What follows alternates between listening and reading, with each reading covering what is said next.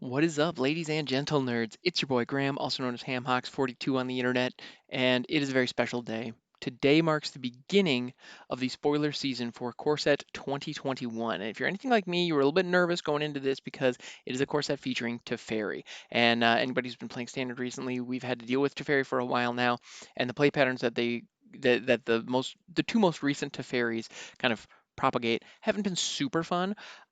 So that's understandable. However, I'm hopeful.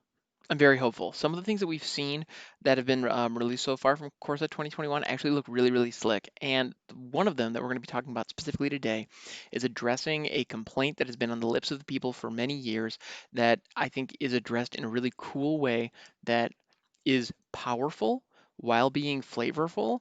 And it's really, really nice. And what I'm talking about there is card draw. Card draw is clutch in Commander. It's absolutely necessary, and red and white have historically really, really stunk at drawing cards. And you can tell and you can feel it when you're playing a Commander game and those are your colors. Mono red and mono white have been like borderline impossible to turn into competitive Commander colors because of that lack of functionality. Like the colors just didn't have it. Like that and ramping mana. Between those two things, it really, really hurt and was very, very difficult to play a commander that was one of those two colors. Well, they've made some changes to it, and they've tweaked the color pie a little bit, and they seem to have accepted that drawing a card should not be limited to one of the colors. It is a core function of the game, and especially in Commander, it is a key feature that allows you to continue playing the game, especially in the later game. And they're doing it this time around with Mangara the Diplomat. It is a human cleric. It costs 3 generic, 1 white for a 2/4 with lifelink. And this particular person is legendary. And whenever an opponent attacks with creatures, if 2 or more of those creatures are attacking you and or planeswalkers you control, draw a card. Whenever an opponent casts their second spell each turn, draw a card. And so not only do they have the words draw a card printed on a mono white card, they put it on there twice. They really wanted to make sure that they got that point across, and I can appreciate that. This is Wizards saying, hey, Commander players everywhere, we've heard you. You can quit whining about it now. We're doing stuff. We're gonna fix this. And I love that. I think this is absolutely phenomenal. It's perfect because in order for the card to be worth something, you need to make sure that it gets a lot of cards. You need to be able to draw a significant number of cards off of it. But the biggest challenge is how do you draw cards in a way that feels white? In red, they acknowledged the lack of card draw by introducing a mechanic, which I believe they internally refer to as impulsive drawing. That's not the way that it's printed on the cards, but what it does is you take a card off from your library, put it into exile, and you can cast it. And there's a time restriction on when you can cast it. So you can cast it this turn, like in or until the end of your next turn, like in light of the stage or into the wilds. Like those cards have impulsive draw built into them, where you exile the cards and you have access to them. They are a resource, but if you don't use them now, you're going to lose them. And so your plan may go a certain way, but you'll get this opportunity. And so it's very impulsive. It's off the cuff. It's almost not necessarily irrational, but it's chaotic. There's a chaotic element to it because you don't know what it's going to be, and it could be a key piece that you need, but maybe the timing isn't great. But if you don't cast it now, it's gone forever. At least this copy of it. And so that's a fun way of feeling red while still giving you card draw. And that I think was a very elegant, very creative solution. So the biggest question is, okay, how do you make that white? With Mana Ramp, they introduced a card called Smothering Tide, which if you play Commander, you are familiar with it, that adds ramp, but there's a tax associated with it. So I believe it's whenever an opponent draws a card, they can pay 1 or you get a treasure token. And so what you do is you tax your opponent, and if they're getting access to resources, you're getting access to resources. That feels very white. And throughout the course of a Commander game, as you're going around the table, people are drawing a lot of cards, you're getting a lot of tokens, and nobody pays for that. Like people, or not nobody, but um, I know personally, if my opponent has a Smothering Tide on the board, it's going to be like, I'm probably not going to be paying for it just because that one mana feels like a lot in the moment. Same thing with Ristic Study, although Ristic Study comparatively is significantly more. It's more valuable because cards in hand is worth more than one treasure token. But anyway, that's a whole nother story. Card draw. White has not had any kind of card draw. No real method of drawing cards that was consistent in any kind of way. There was some, there were cards like land tax that allowed you to search up for, specifically lands. And that was a way to get some card advantage, and those were on enchantments. So it's like, "Well, okay, so that's something, but you're only grabbing lands with that. And I believe it may have actually only been planes. I could be making that up. That may not be the case. But those were older cards that were kind of these fringe cases. Um, but there wasn't just any good white draw card. And there was a bird that came out in Corset, or not, sorry, Commander 2020. When that product dropped, there was a card in there that I did talk about. So actually, there should be a link showing up in the corner here any second now. That I did talk about that. It was a really cool card because it involved drawing cards, and I think it may have even put extra lands into play. Like it was clearly just everything that Commander players want to do with white that they haven't been able to all on one card.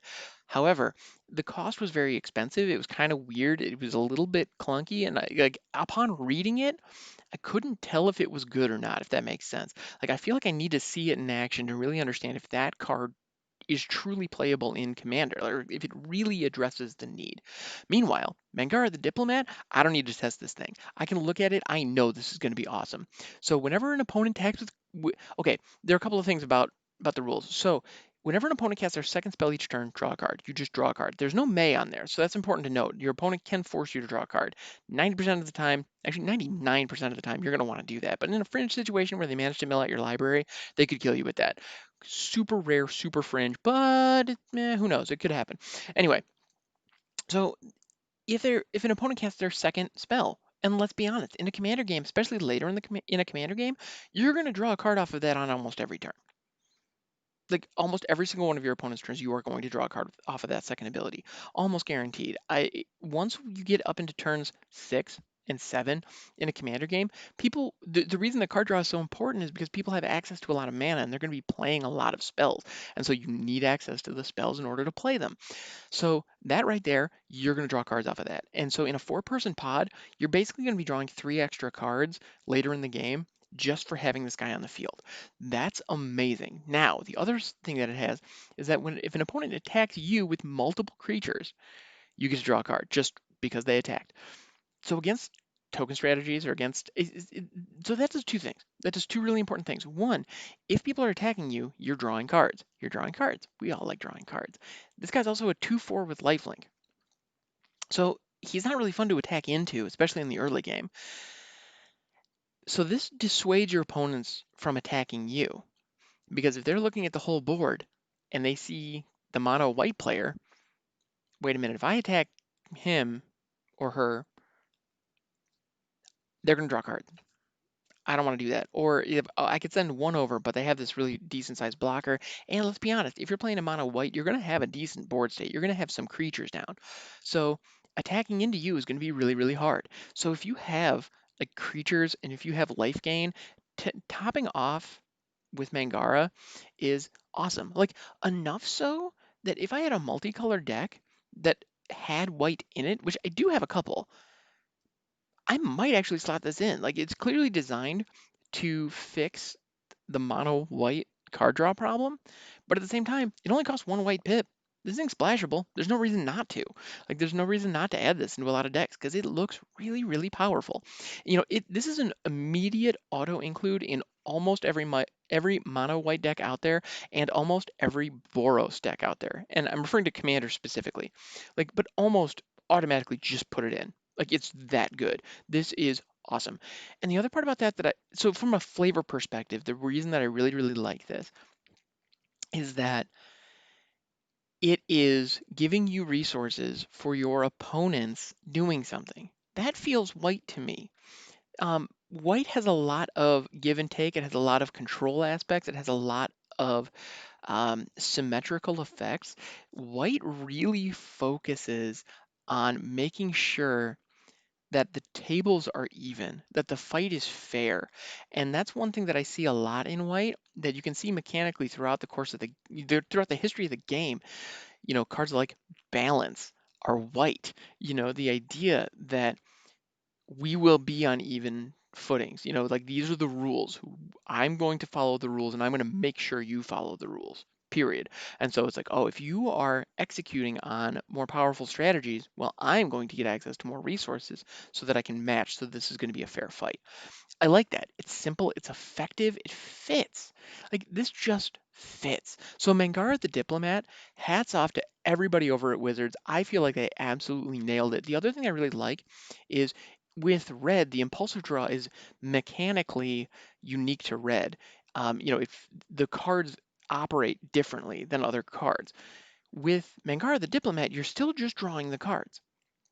I like that. They didn't have to make up anything special. They didn't need to put it into some kind of weird exile zone. They didn't need to, um, you didn't need to like replace certain cards or like suspend cards. Anyway, there were a bunch of weird things they could have done to justify white drawing cards. Instead, they were just like, nah, just give them cards. Just give these people cards. And they were careful about what triggered the card draw. I like that. It's simple. It's just simple. Like, so okay, there are a couple of use cases here. So the more I think about it, the more I like it. That is the sign of a beautifully designed card. So whenever an opponent attacks you with creatures, so that's the other. Okay, I'm gonna go ahead and overthink on a tangent here. Whenever an opponent attacks with creatures, why do they need to specify with creatures? Now, it would be really easy for me to get cynical and say that, well, I mean, of course they had to I mean, it would be easy for me to just look at this and go, man, whoever made this template sucks. But that's not what I'm thinking here. I don't think that's the case. I don't think somebody mistyped that. I don't think that was a mistake. Because the folks over at WotC are very deliberate when they're editing these cards. At least I'm fairly certain they are. So what I suspect is there is a mechanic that isn't out yet that at the very least is being considered. It may never see print. So just, it's something you could tell me in 20 years that, oh no, this never happened, doesn't mean they're not considering it and testing it right now. Some kind of mechanic that would allow a non-creature permanent to attack. Now, I don't know what that is. And effects like that in the past have existed, believe it or not. Um, but the vast majority of non-creature things attacking take the form mechanically of them becoming creatures temporarily, like vehicles or animating artifacts and enchantments, those types of things, where they become a creature for a second and then you can attack with them and then they stop being a creature. That's usually the way that mechanically that's represented. However, I would like to point out a card called Form of the Dragon. I believe that's the name of it, where it is an enchantment. I believe it is an enchantment. I think it's an enchantment. Or it might be a sorcery now that I think about it.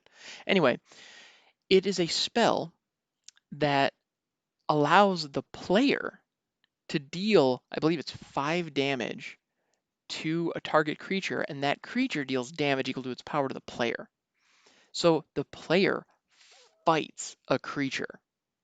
That exists. That is out there. It's weird, and it functions like a burn spell, kind of. Um, it does a couple other things as well, but that's one piece of that spell and one piece of that card. And that was printed like back in Scourge. Like this thing isn't even modern legal, it's so old. But that's out there. It exists. So the notion of wanting to create, um, to allow the player to interact with creatures in a way, like that has been dabbled with before. So the idea of a player being able to attack or a planeswalker being able to attack, well, I mean, we have a lot of instances where planeswalkers can become creatures, especially in the case of Gideon. So I don't know, like that would be mechanically kind of odd, but that doesn't mean that somebody isn't considering it.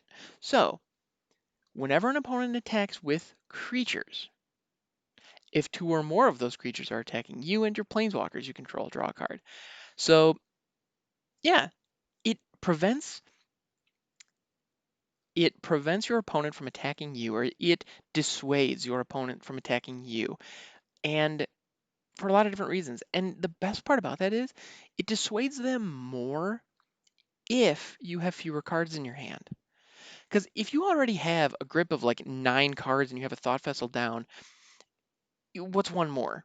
Like if I'm looking across the table at somebody and they're holding like a big old fan of cards, I'm not gonna think anything of just letting them draw one more. Like whatever, these are my things I want to swing at you. Because it's like, what are the chances of you having an answer to whatever I have are already really, really high. So the chances of it being that thing on the top of the deck instead of the things that are already in your hand, not so great. Now, if I'm looking at an opponent who only has 2 cards in hand, especially if it's later in the game, or if they only have one, now all of a sudden the chances of them having an answer to whatever I'm doing much, much lower. And if I swing into them with multiple creatures and allow them to draw a second card, I am doubling the likelihood. And this is simple probabilities. I know statisticians would probably rip me to shreds for this, but I'm effectively, at least from my perspective, not knowing what any of those cards are, it's doubling their chances of having an answer to stop me. And that is not insignificant. That's a big, big deal. So if the mono white player has fewer cards in their hand, their opponents are not as likely to attack them, or they are dissuaded heavily from attacking them because they will be able to draw extra cards. And that will refuel a resource that they are currently very low on. And that's the thing, if you can beat your opponent in the card draw space, you're probably going to win the game. Card advantage is very, very real and often more important than life total. Oftentimes more important than life total. So I think Mangara the Diplomat is wonderful and an auto include in pretty much every mono white EDH deck out there, and a lot of them that have a white splash. If you are currently in white in Commander, give this guy a look. I think the price on this is going to be really, really high at first. It might mellow down a little bit as the market gets saturated, but I don't think this guy's going anywhere, guys. I think this has become like an overnight EDH staple. When I say EDH, I'm referring to Commander, by the way. That's a shorthand. So yeah, I don't know what else to say. It's great. Look, I absolutely love it. I think Mangara the Diplomat is a phenomenal card. Thank you, Wizards, for printing this and giving White a fighting chance um, in Commander. Now, as a member of the content creation community, I think I speak for all of us when I say, man, now we got to go find something else to complain about. I mean, I'm sure we'll find it. So anyway, thank you so much, everybody, for hanging out. It is truly a delight. I'm over the moon about this actually. I can't wait to see what they give us tomorrow. This is wonderful. Again, Wizards, thank you. All right, you can catch me on Twitch, twitch.tv/hammox42. You can also follow me on Twitter at Hox42. Yeah, and I will catch you guys next time.